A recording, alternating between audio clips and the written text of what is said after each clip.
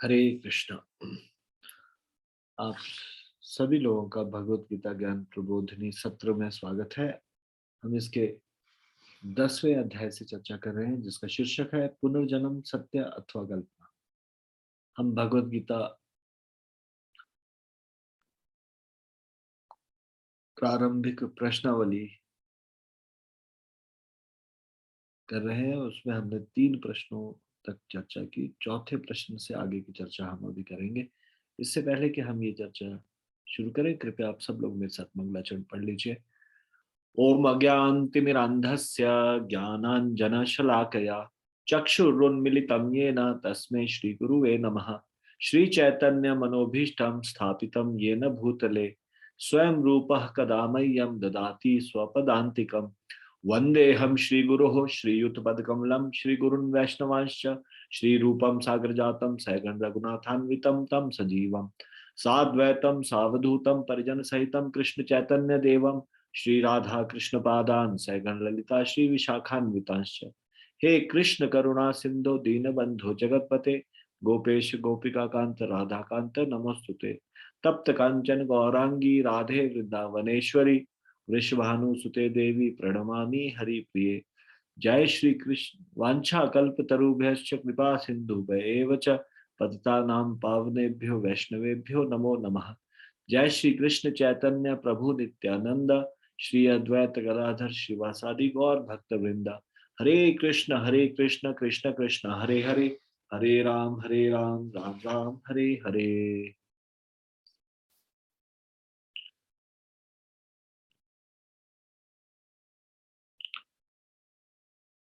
तीसरा प्रश्न हमने किया था, बेंजामिन फ्रैंकलिन ने पुनर्जन्म के संबंध में क्या कहा, उसके कथन को भगवत गीता के दृष्टिकोण से समझाइए। तो ये हो चुका था चौथा प्रश्न। अचिंत्य गौर प्रभु, ये डिस्प्ले कीजिए, ये गलत डिस्प्ले हुआ है। इससे पहले वाला, ये वाली प्रश्नावली नहीं। सॉरी।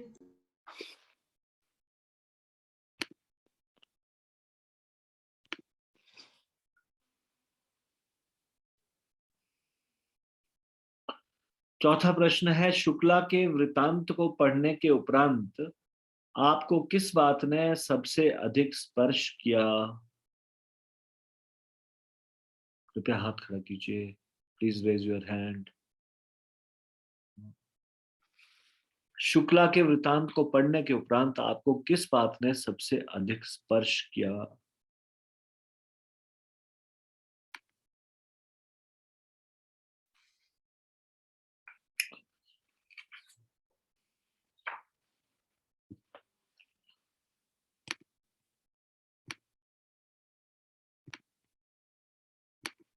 खुशी सिंह ने मदद बताई।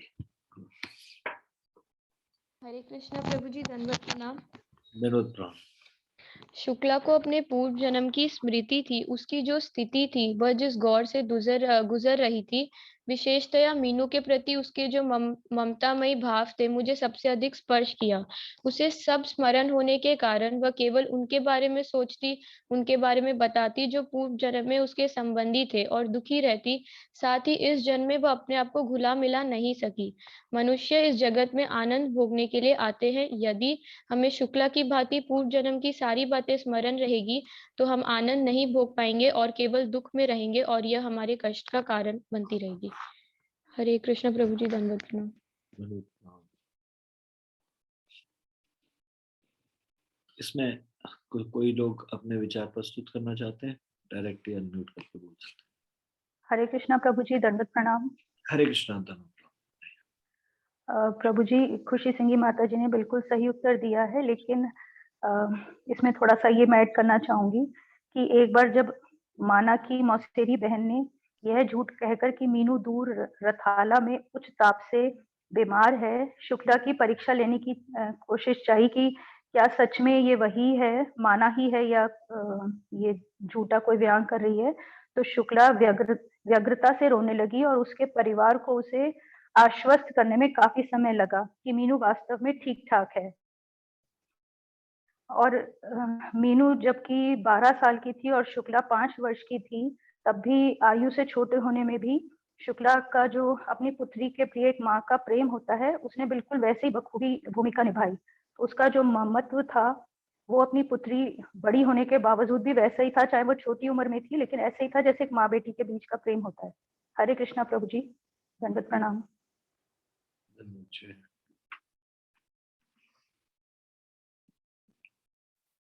अन्य कोई कुछ कहना चाहते हैं इस विषय में?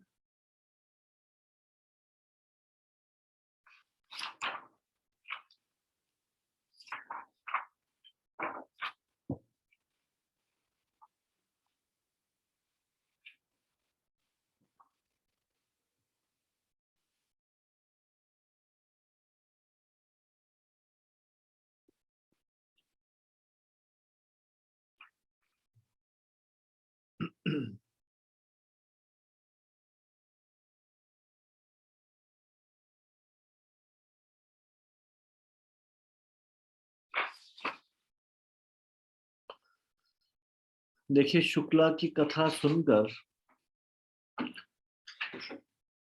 ये समझ में आता है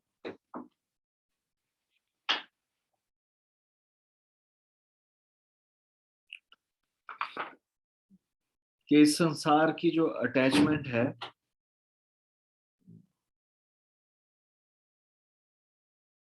अगर पूर्व जन्म की स्मृति रहती, अगर ये हमेशा इस प्रकार से सब लोगों के साथ ऐसा होता कि पूर्व जन्म याद रहे, तो कभी भी हैप्पी नहीं रह पाते। मतलब इस संसार में कोई भी व्यक्ति प्रसन्न नहीं रह सकता, ये संसार दुखालय है।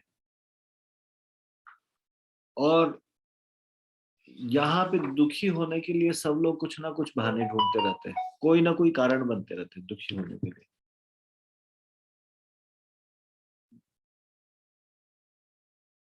खास करके वो लोग जिनको पूर्व जन्म का स्मरण रहता है, वो लोग बड़े दुखी होते हैं।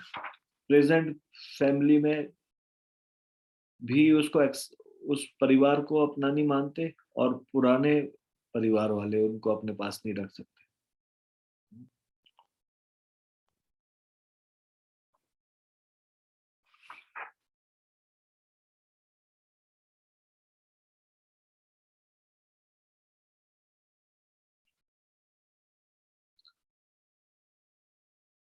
अब देखिए, शुक्ला की अटैचमेंट यहाँ पे दिखाई देती है। यहाँ जब इसमें बताया गया,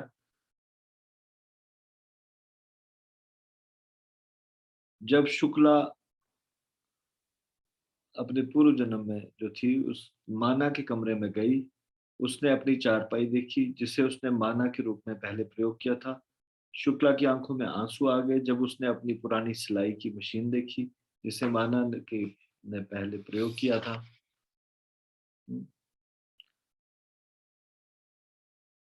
यानी कि ये अटैचमेंट ये संसार से समाप्त नहीं होने वाली जब तक हम भगवान की भक्ति नहीं करेंगे।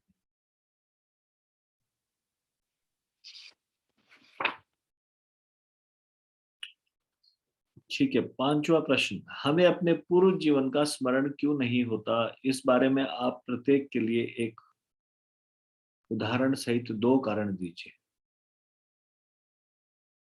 हमें अपने पूर्व जन्म जीवन का स्मरण क्यों नहीं होता, इस बारे में आप प्रत्येक के लिए एक उदाहरण सहित 2 कारण दीजिए।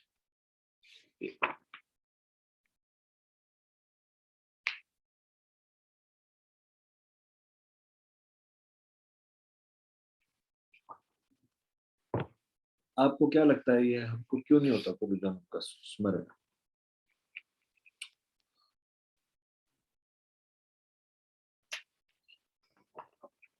Please raise your hand.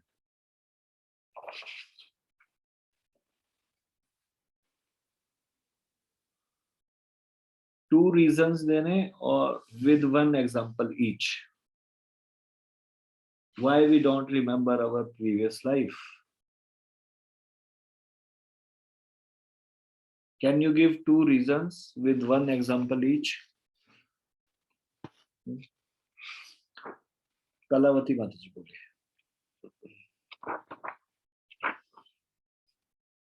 हरे कृष्णा प्रभु जी, दंडवत प्रणाम। धन्यवाद। वैदिक उदाहरण बताते हैं कि जीवात्माएं भगवान से पृथक हो आनंद भोगने के प्रयासवश इस जगत में आती है और आनंद भोगने के लिए सक्षम होने हेतु यह अनिवार्य है कि हम भूल जाएं हमने पूर्व जन्म में क्या किया था।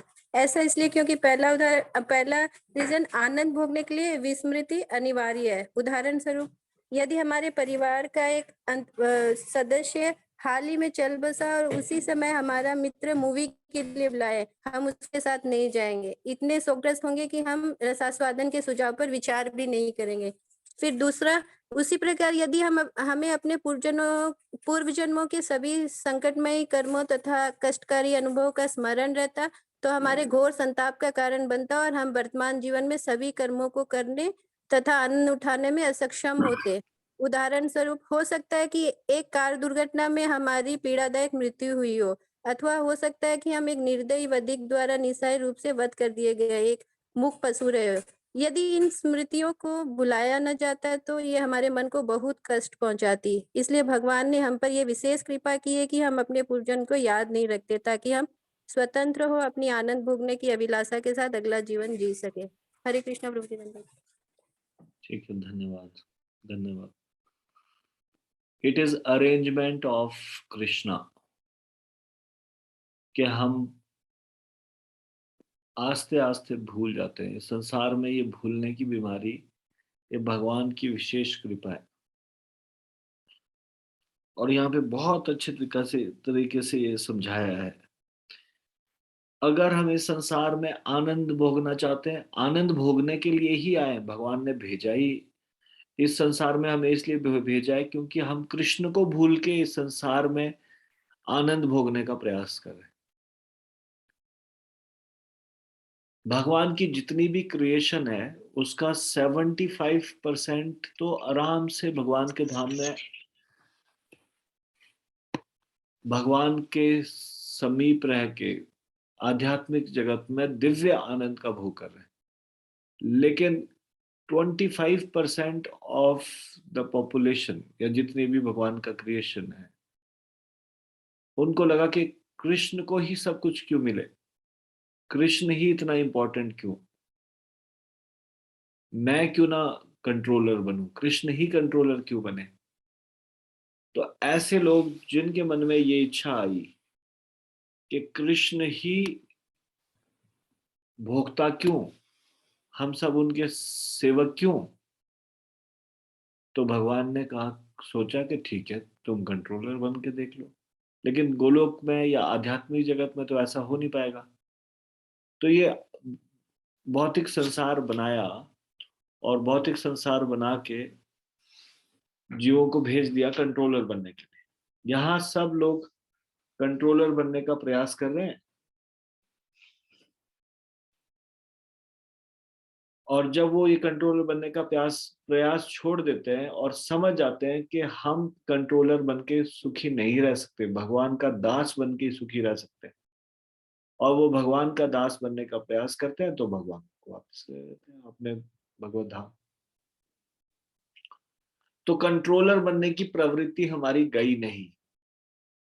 तो फिर हमें संसार में कृष्ण को भूल के संसार का भोग करना चाहते हैं, आनंद उठाना चाहते हैं। इसीलिए भेजा है हमको भगवान ने, क्योंकि हम ये चाहते थे। तो ये कार्य ढंग से नहीं कर पाएंगे अगर हमारी भूले ना अगर हम पुरानी चीजों को।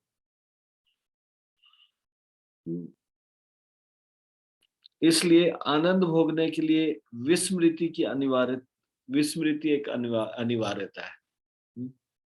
तो ये बड़े अच्छे एग्जाम्पल से समझाया कि अगर हमारे परिवार का कोई बहुत क्लोज अभी चल बसा हो, इस संसार से चला गया हो, उस समय कितना शोक होता है।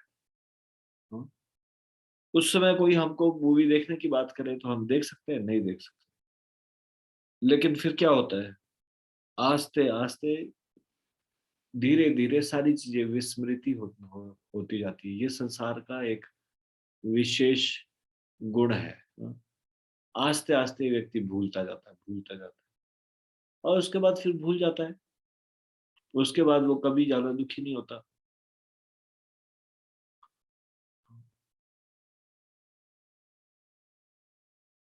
और इस संसार में नए नए तरीके ढूंढता रहता है। आनंद उठाने। होना तो ये चाहिए कि भगवान के शरण में जाए और भगवान को आनंद पहुंचाने का प्रयास करे, भगवान की भक्ति में प्रवृत्त हो, लेकिन आनंद का उपभोग करने की प्रवृत्ति जाती नहीं।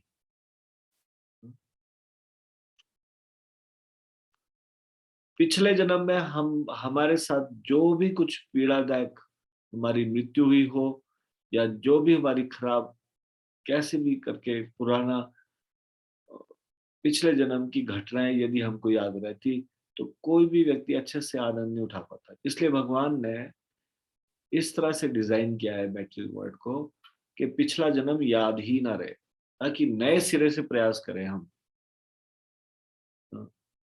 या तो भगवान की भक्ति में आए, दिव्य आनंद उठाएं, या फिर से ईश्वर को भूल के आनंद उठाने का प्रयास करें। ये प्रॉब्लम है। ये मटेरियल वर्ल्ड ऐसा है, जैसे ही कोई भी कृष्ण से दूर होगा वो कष्ट पाएगा ही पाएगा। भगवान का अंश है, भगवान के सन्निकट रहेंगे तभी प्रसन्न रह पाएंगे। जैसे कि एक छोटा सा बालक है, वो भयावह संसार में पिता का हाथ छोड़ के अगर छोटा सा बालक इस संसार में चला जाए, तो वो पिता की अनुपस्थिति में कष्ट पाएगा ही पाएगा, क्योंकि पिता का संरक्षण है तब तक वो सुरक्षित है। हम भी ऐसी अणु आत्मा है, भगवान का संरक्षण छोड़ के हम इस संसार में कष्ट पाएंगे।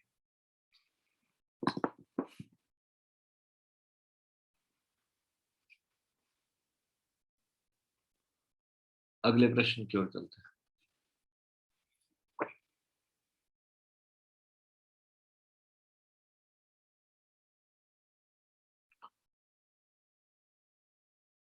बाइबल में पुनर्जन्म के बारे में इतना अधिक क्यों नहीं कहा गया?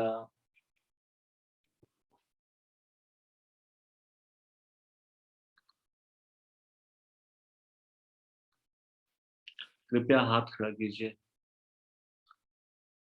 बाइबल में पूर्व जन्म के बारे में ज्यादा क्यों नहीं कहा गया?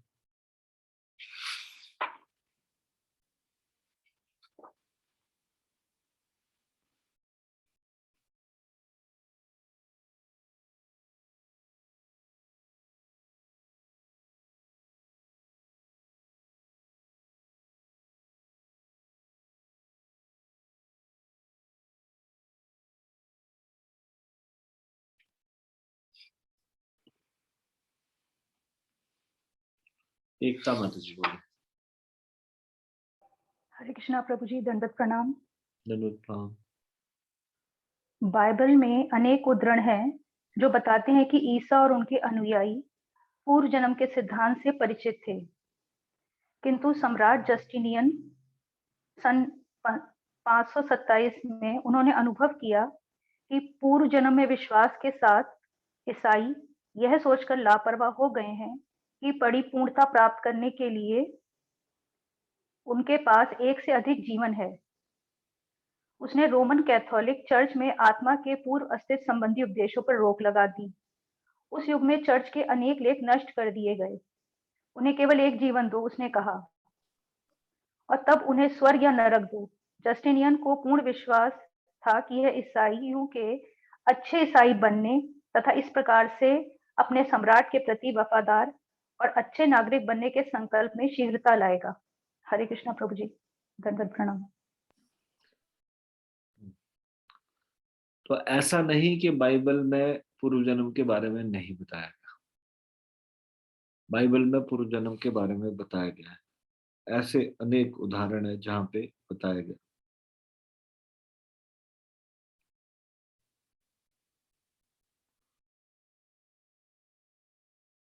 लेकिन एक सम्राट आए और उन्होंने सोचा कि लोग ये सोच रहे हैं पुनर्जन्म से, एक सिंसियरिटी नहीं आ रही है। They are not becoming good Christian because they think चलो इस बार नहीं जाएंगे तो अगले जन्म में चले जाएंगे। उन्होंने सारे लेख ही नष्ट करा दिए। जहां जहां पूर्व जन्म की बातें लिखी थी उसको नष्ट करवा दिया और रोक लगा दी कि कोई भी व्यक्ति पूर्व जन्म का उपदेश नहीं देगा क्रिश्चियनिटी में। इसलिए अब अभी जो हमारे पास बाइबल है वो उसमें पूर्व जन्म का उल्लेख नहीं मिलता, क्योंकि इस राजा के कारण राजा ने ऐसा करवाया। उसका नाम था जस्टिनियन। क्लियर हो गया आप सब लोगों को? बाइबल में सारे धर्मों में है पूर्व जन्म के बारे में, लेकिन बाइबल में क्यों नहीं बताया गया? इसलिए नहीं बताया गया।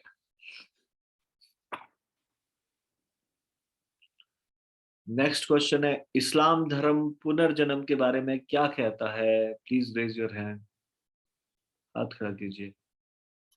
इस्लाम धर्म पुनर्जन्म के बारे में क्या कहता है?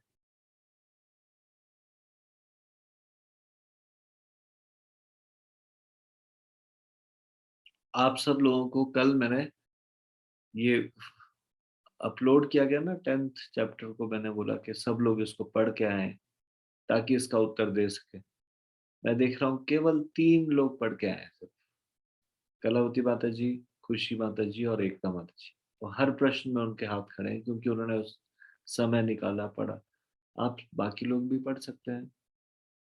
आउट ऑफ 56 पीपल आप लोग कोई भी घर में होमवर्क नहीं करना चाहते, सिर्फ यहाँ जो पढ़ा वो पढ़ा, ऐसा? चलो ध्यान से अगर यहाँ पे भी पढ़ लेंगे तब भी कुछ लाभ होगा, और अगर घर में पढ़ेंगे पहले तो ज्यादा अच्छा होगा। ठीक है, let me hear from Kalavati माता जी। यस माता जी, बताइए इस्लाम धर्म पुनर्जन्म के बारे में क्या कहता है? हरे कृष्णा प्रभु जी, दंडवत प्रणाम। धन्यवाद। इस्लामी इतिहासकार E.G. ब्राउन देहांतरण के 3 रूपों की रूपरेखा प्रस्तुत करते हैं जिसे उत्कृष्ट मुस्लिम विचारकों द्वारा स्वीकार किया गया। पहला हुवल, एक संत अथवा पैगंबर का नियतकालिक परिक्रमणिक अवतार। दूसरा रिजात, मृत्यु के पश्चात एक इमाम अथवा अन्य महत्वपूर्ण आध्यात्मिक नेता की तत्काल वापसी। तीसरा वो बोले तनसुख, सभी जीवात्माओं का साधारण पुनर्जन्म। इस्लामी यहाँ तक दावा करते हैं कि हिंदू भगवान कृष्ण बुद्ध के रूप में और तद उपरांत मोहम्मद के रूप में अवतरित हुए थे, जबकि इसी संप्रदाय के अन्य लोगों का विश्वास है कि उत्तरोत्तर पीढ़ियों के हित हेतु महान शिक्षक बार बार जन्म लेते हैं। हरे कृष्ण प्रभु जी, धन्यवाद।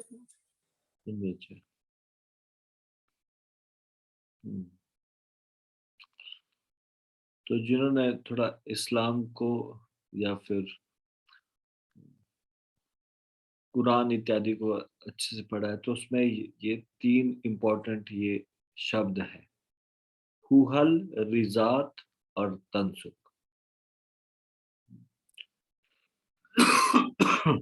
एक पैगंबर का दोबारा से वापस आना उसको हुहल बोलते हैं।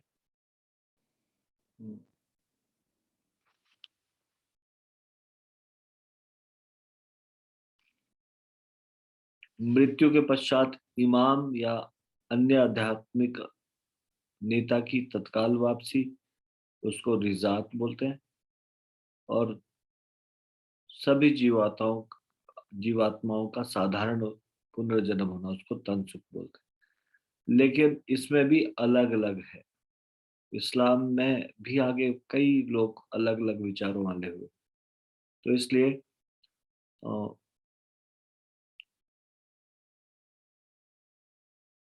इस प्रकार से कुछ लोग इसमें विश्वास करते हैं और कुछ लोग कुछ अन्य मोहम्मद के रूप में अवतरित हुए थे और वो कहते हैं कि आखिरी है मोहम्मद, उसके बाद कोई भगवान नहीं।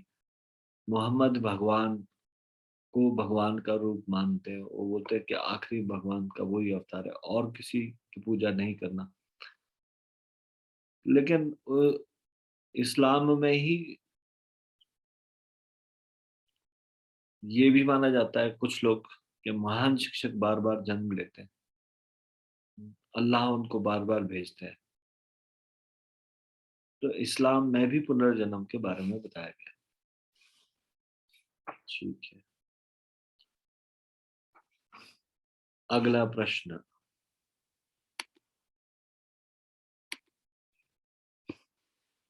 आप कैसे सिद्ध करेंगे कि पुनर्जन्म एक भारतीय तथ्य अथवा हिंदू विश्वास नहीं है? Please raise your hand. कैसे सिद्ध करेंगे कि पुनर्जन्म एक भारतीय तथ्य अथवा हिंदू विश्वास नहीं है? खुशी माता जी बताइए। हरे कृष्णा प्रभु जी, दंडवत प्रणाम। हरे कृष्ण। सन 1989 में अनुसंधान विश्लेषक वॉल्टर मार्टिन ने लिखा था, पुनर्जन्म पर एक नवीन सर्वेक्षण संकेत करता है कि 58% से भी अधिक अमेरिकी लोग पुनर्जन्म में विश्वास करते हैं। वर्ल्ड स्टैटिस्टिक्स जुलाई 1996 में प्रकाशित एक सर्वेक्षण के अनुसार पहले से भी अधिक लोग पुनर्जन्म में विश्वास करते थे। पूर्व में पांच में से 4 लोगों को पुनर्जन्म में पूर्ण विश्वास करते पाया गया। विश्व की आधे से अधिक जनसंख्या इसमें आती है। ईसाई धर्म और इस्लाम धर्म के अनुयायी भी पुनर्जन्म में विश्वास करते हैं और इसका उल्लेख उनके ग्रंथों में किया गया है, जो दर्शाता है कि यह केवल एक भारतीय तथ्य अथवा हिंदू विश्वास नहीं है। हरे कृष्ण प्रभु जी, दंडवत प्रणाम। हरे कृष्ण।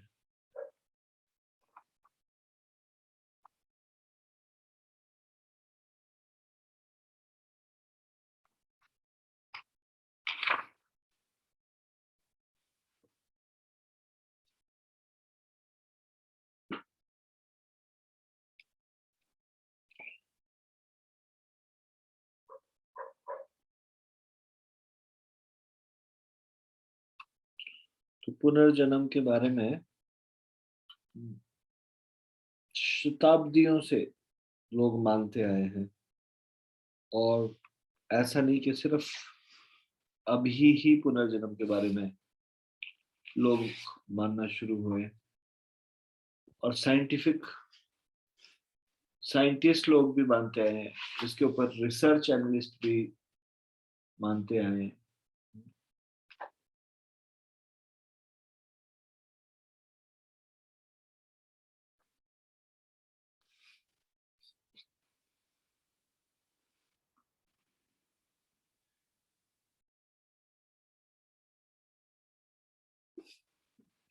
पुनर्जन्म के बारे में एक बुद्धिमान व्यक्ति द्वारा पूछे जाने वाले अर्थपूर्ण प्रश्न कौन से हैं?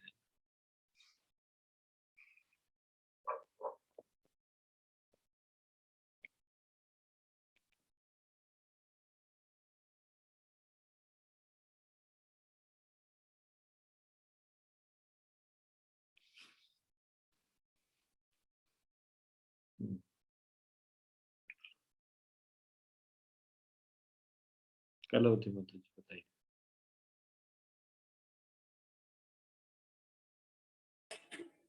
हरे कृष्णा प्रभु जी, दंडवत प्रणाम।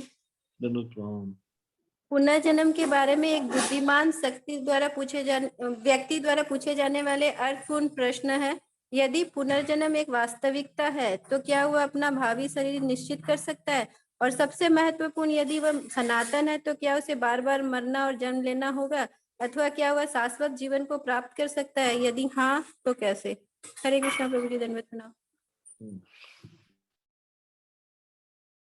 Anybody want to add anything? हरे कृष्णा प्रभु जी, दंडवत प्रणाम। धन्यवाद। प्रभु जी, लोग ये भी पूछते हैं कि कौन जानता है कि मृत्यु के उपरांत क्या होने वाला है, तथा किसने देखा है कि हम पुनः जन्म लेते हैं कि नहीं। जीवो उपरांत के इस धंधे को बस भूल जाओ और फिलहाल जीवन का आनंद उठाओ। ये तो अर्थपूर्ण प्रश्न नहीं है। एक बुद्धिमान व्यक्ति के द्वारा पूछे जाने वाले अर्थपूर्ण प्रश्न कौन से हैं? प्रभु जी, ये नहीं आएगा कौन जानता है कि मृत्यु के उपरांत क्या होना, ये नहीं आएगा उसमें। ये तो अर्थपूर्ण प्रश्न है ही नहीं।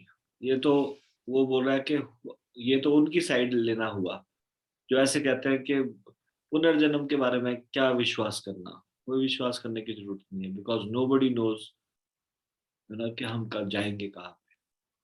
अर्थपूर्ण प्रश्न मतलब कि बुद्धिमान व्यक्ति के द्वारा पूछे जाने वाले प्रश्न, वो अच्छा, सॉरी प्रभु। अर्थपूर्ण प्रश्न पूछते हैं। ये बुद्धिमान नहीं, ये तो मूर्ख लोग बोलते हैं ऐसा। तो कौन मरने के बाद किसने क्या देखा, कौन कहाँ जाएगा। ओके, हरे कृष्णा प्रभु जी, सॉरी प्रभु जी। है ना, ये गड़बड़ हो गया ना। अर्थ इसमें अपनी तरफ से कुछ और चीजें भी, जैसे मैं इसमें ये चीज जोड़ना चाहता हूँ कि जब मुझे कोई कहता था कि हम कैसे विश्वास करें कि कर्मों का फल मिलता है मरने के बाद, अ, हमारे कर्मों का निर्णय होगा। तो ये इस बुक में नहीं लिखा, लेकिन मैं उन लोगों को ये उत्तर मैं उनको ये कहता था कि मुझे इस प्रश्न का उत्तर दीजिए, कौन डिसाइड करता है कि कोई व्यक्ति अमीर घर में पैदा होगा, कोई गरीब घर में पैदा होगा। हम देखते हैं कोई एक बच्चा सोने के चम्मच के साथ, उसके पेरेंट्स ने उसके लिए सोने का चम्मच तैयार रखा है, जैसे ही वो पैदा होगा उसके लिए कंपनी के कम सीईओ की चेयर खाली है, जैसे ही वो जन्म लेगा बड़ा होगा तो वो उस कंपनी को संभालेगा। और दूसरा व्यक्ति एक भिखारी के घर में जन्म लिया, जिसने पैदा होते ही ये देखा कि इस तरह से आगे हाथ फैलाना होता है तो कुछ खाने को मिलता है।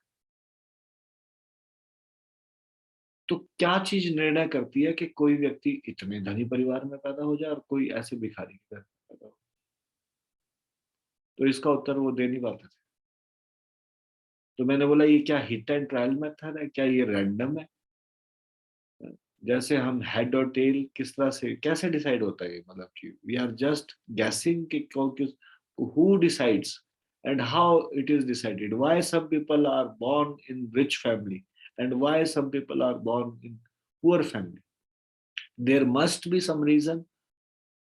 हमारे पिछले जन्मों के कर्मों के अनुसार कुछ तो कारण होगा, जो कोई व्यक्ति धनी परिवार में जन्म लेता है, कोई निर्धन परिवार में जन्म लेता है।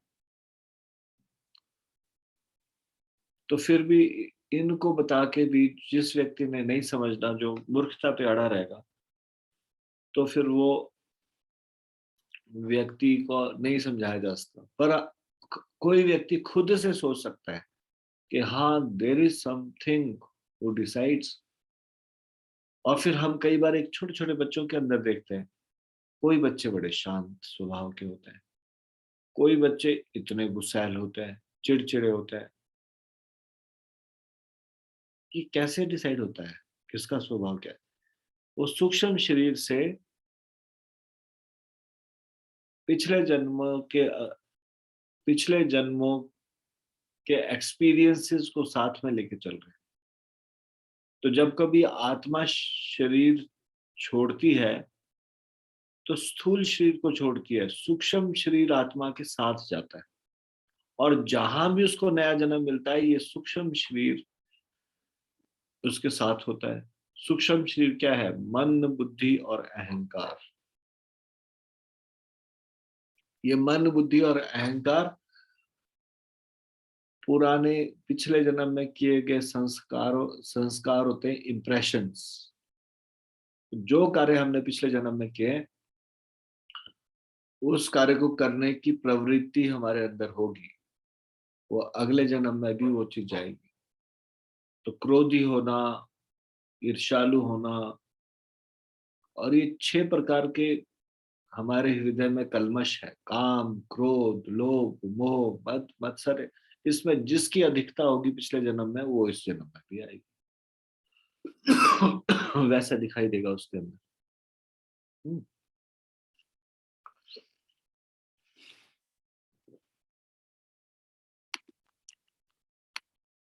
तो अर्थपूर्ण प्रश्न क्या है? अर्थपूर्ण प्रश्न एक बुद्धिमान व्यक्ति के द्वारा पूछे जाने वाला, पुनर्जन्म के विषय में बुद्धिमान व्यक्ति के द्वारा पूछे जाने वाला अर्थपूर्ण प्रश्न ये है।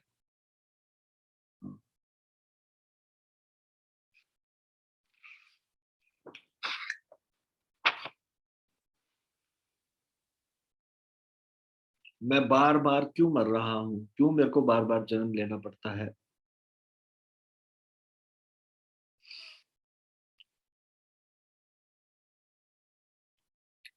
क्या मैं बिना मरे कोई शाश्वत जीवन, परमानेंट लाइफ नहीं मिल सकती मुझे, जिसमें मुझे बार बार न मरना हो? और यदि मैं इटर्नल हूं, soul is eternal, then why this body is dying again and again? अगर पुनर्जन्म एक सच है तो क्या मैं अपना जन्म निश्चित कर सकता हूं अगला कौन सा हो?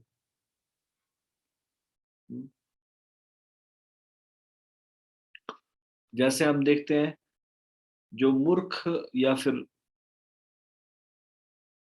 एक वधशाला में बकरियां हैं, अल्पज्ञ अल्प बुद्धि, वो दूसरी बकरी को कटते हुए देखती है, लेकिन वो सोचती है नहीं, मैं तो नहीं मारी जाऊंगी।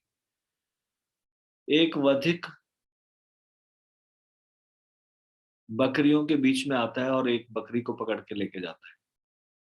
तो पहले भले ही सारी बकरियां भयभीत हो, जैसे ही एक बकरी को पकड़ा जाता है सारी बकरियां निश्चिंत हो जाती है और वो सोचती है हम बच गए बस। हाँ, वो केवल और केवल घास से संतुष्ट है। उसी तरह से हम एक एक करते हुए मरते हुए देख रहे हैं संसार में लोगों को, और फिर हम सोचते हैं जैसे कि हम गाड़ी में जा रहे हैं और उस मान लो गाड़ी का एक्सीडेंट हुआ, उसमें एक व्यक्ति मर गया, हमने मरते हुए देखा, और फिर जैसे ही वो एक्सीडेंट हुआ वैसे ही हम निश्चिंत हो गए, उसका नंबर आया मेरा तो नहीं। ये नहीं पता कि हमारा कहीं ना कहीं किसी न किसी जगह नंबर दोबारा से आना है। कोई नहीं बचेगा, सबका नंबर आएगा, किसी का बीमारी के द्वारा, किसी का एक्सीडेंट के द्वारा, किसी का किसी भी प्रकार से।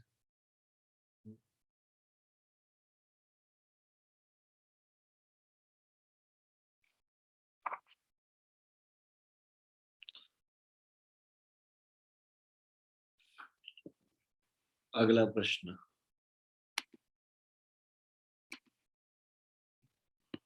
जीवात्मा को प्रथमतः कौन सा शरीर मिलता है, उसके बाद क्या होता है?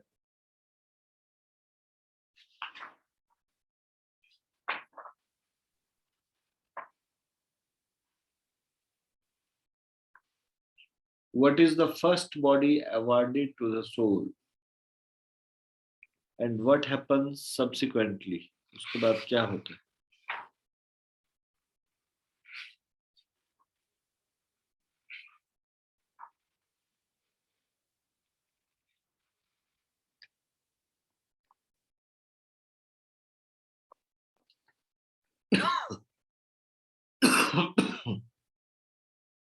खुशी माता जी। हरे कृष्णा प्रभु जी, दंडवत प्रणाम। जीवात्मा को प्रथमतः मानव योनि का शरीर मिलता है, किंतु शनय शनय उसके नीच कर्मों के कारण वह जीवन की निम्न योनियों में अधोपतित होता रहता है, जैसे पशु, पेड़ पौधे एवं जलीय स्वरूप। क्रमिक विकास प्रक्रिया द्वारा जीवात्मा पुनः मानव शरीर को धारण करता है और उसे देहांतरण की प्रक्रिया से छुटकारा पाने का एक और अवसर दिया जाता है। एक जीवात्मा द्वारा एक शरीर से दूसरे शरीर में देहांतरण करने की इस प्रक्रिया को ही पुनर्जन्म के नाम से जाना जाता है। हरे कृष्ण प्रभु जी, दंडवत प्रणाम। धन्यवाद।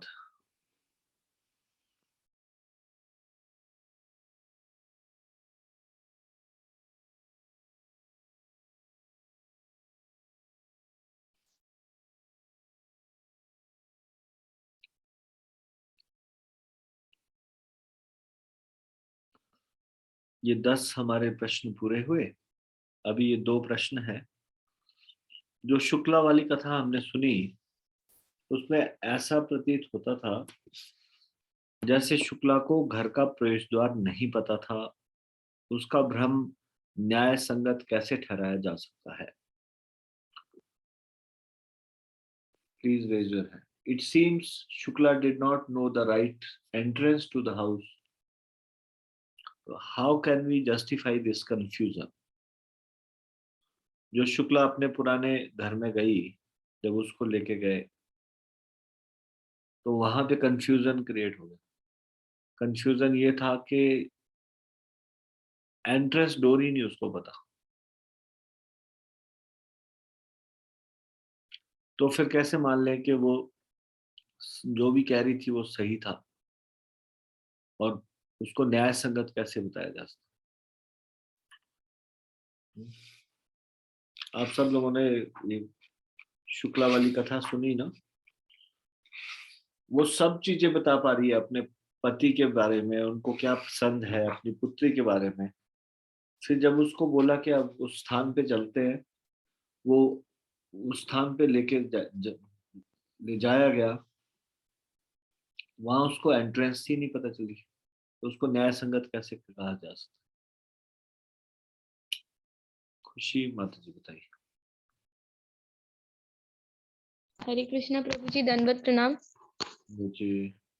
प्रभु जी, शुक्ला का भ्रम अर्थपूर्ण था, क्योंकि माना जो उसके पूर्व जन्म का नाम था कि निधन के पश्चात घर का प्रवेश द्वार मुख्य सड़क से हटाकर बगल में ही एक छोटी सी गली की ओर कर दिया गया था। तो जब उसने प्रवेश किया तो वो भ्रमित हो गई। हरे कृष्णा प्रभु जी, दंडवत प्रणाम। पुराने घर वालों ने ये बात को माना और उन्होंने कहा कि हाँ, जिस समय तक माना ये उसका पिछले जन्म का नाम वो जीवित थी, तब तक प्रवेश द्वार यहाँ से था मुख्य सड़क की तरफ, और ये गली की तरफ बाद में इसका मुख्य द्वार था। तो जब शुक्ला वहां पे गई, तो वो सबको लेके गई और वो मेन डोर मतलब सड़क की तरफ से गई। जब वहां दरवाजा नहीं मिला तो वो थोड़ी परेशान हो गई। तो पुराने घर वालों ने एकदम से इस बात को एक्सेप्ट किया कि ये बिल्कुल सही जगह है ये, क्योंकि जब तक ये जीवित थी तब तक यहीं पे डोर था, मेन डोर। तो इसको इसलिए न्याय संगत ठहराया जा सकता है। अब अगला प्रश्न ध्यान से सुनिए, इसका उत्तर कोई भी दे सकता है। क्या आप पुराणों, महाभारत, रामायण या भागवतम से कोई ऐसा वृतांत सोच सकते हो जिसमें आपने सुना हो कि कोई व्यक्ति अलग शरीर में पैदा हुआ था?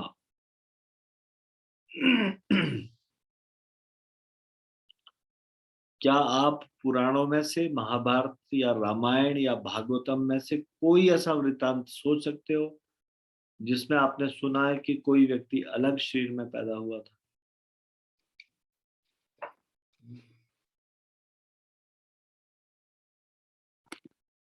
साधना सिद्ध प्रभु।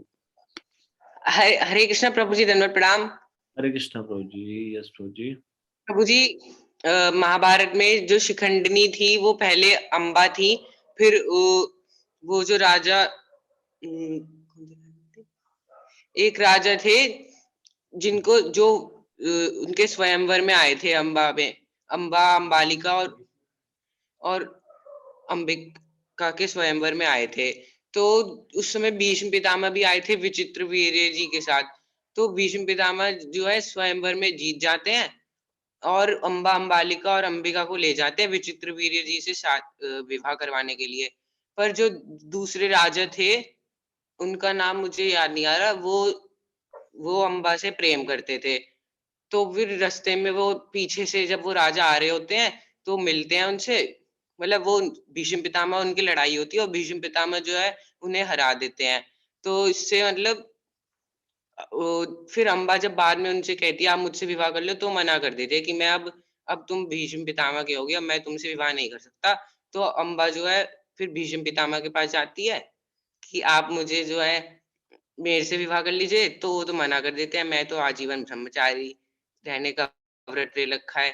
तो ऐसे उनको बहुत खराब लगता है और फिर वो जो है बहुत सालों तक तपस्या करती है भगवान शिव की और शिव जी की, और जो है उनसे वरदान मांगती है कि अगले जन्म में जो भीष्म पितामह है, मेरा अगला जन्म ऐसा हो कि मैं एक तो उनकी मृत्यु का कारण पुरुष बनूं और भीष्म पितामह की मृत्यु मेरे हाथों है। यस, यस प्रभु जी। नहीं, उसके हाथों तो नहीं हुई, वो कारण मृत्यु का बनी। कारण बनने के लिए, प्रतिशोध लेने के लिए। हरे कृष्णा प्रभु जी। शिखंडी नहीं बोलेंगे, शिखंडी बोलेंगे, शिखंडी। शिखंडी। शिखंडी यस प्रभु। नहीं थी वो, शिखंडी था। तो ठीक है, थैंक यू सो मच। हरे कृष्ण। धन्यवाद। और किसी को कोई वृतांत याद है पूर्व जन्म का जिसमें कहीं पे उल्लेख आता हो?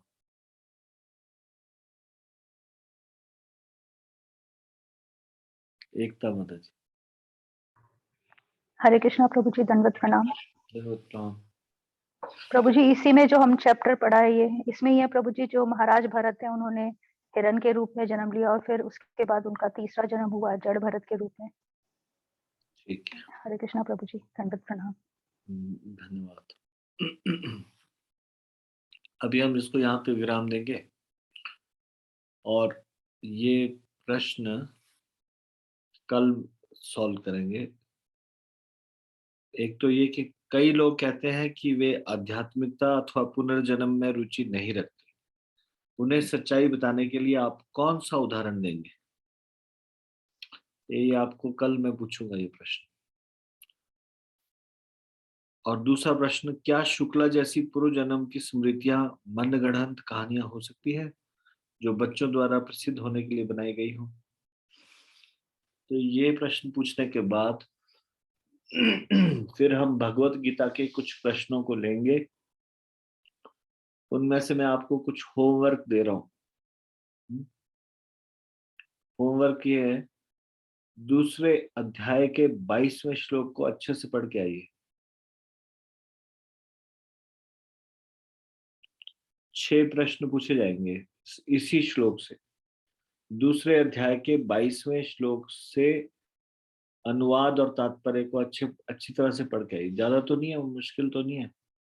एक एक भगवत गीता का श्लोक पढ़ना है आपको अच्छे से और उसमें से पूछे गए प्रश्नों के उत्तर देने। 6 प्रश्न उसी एक ही श्लोक से पूछे जाएंगे। करेंगे आप लोग? ये पढ़ के आएंगे कल? जी प्रभु जी। ठीक है। जी प्रभु जी। दूसरे अध्याय का जी प्रभु जी। प्रभु जी। दूसरे अध्याय का 22वां श्लोक, और अगर समय मिलता है तो फिर 40वां श्लोक भी पढ़ लीजिए। उसमें से 2 प्रश्न है, या दोनों पढ़ लीजिए, 22वां और 40वां। 22वें श्लोक से 6 प्रश्न होंगे, 40वें श्लोक से 2 प्रश्न होंगे। थोड़ा होमवर्क कीजिए, थोड़ा खुद से भी पढ़िए, कल पढ़ के आइए खुद से। तो इसको यहीं पे विराम दे रहे हैं। 7 बजे आप आ जाया कीजिए। अगर थोड़ा सा लेट भी होती है क्लास शुरू 7:05 7:10 पे, तो आप तब तक मायापुर के दर्शन कर सकते हैं। वो दर्शन चल रहे होते हैं उस समय। आप प्रयास कीजिए, आप 7 बजे ज्वाइन कर लें। ठीक है, इसको यहीं पे विराम देते हैं। श्रीमद् भगवत गीता की जय। भगवत गीता ज्ञान प्रबोधिनी की जय। शिल प्रभुपाद की जय। निताई गौर प्रेमानंदे। हरि हरि बोल।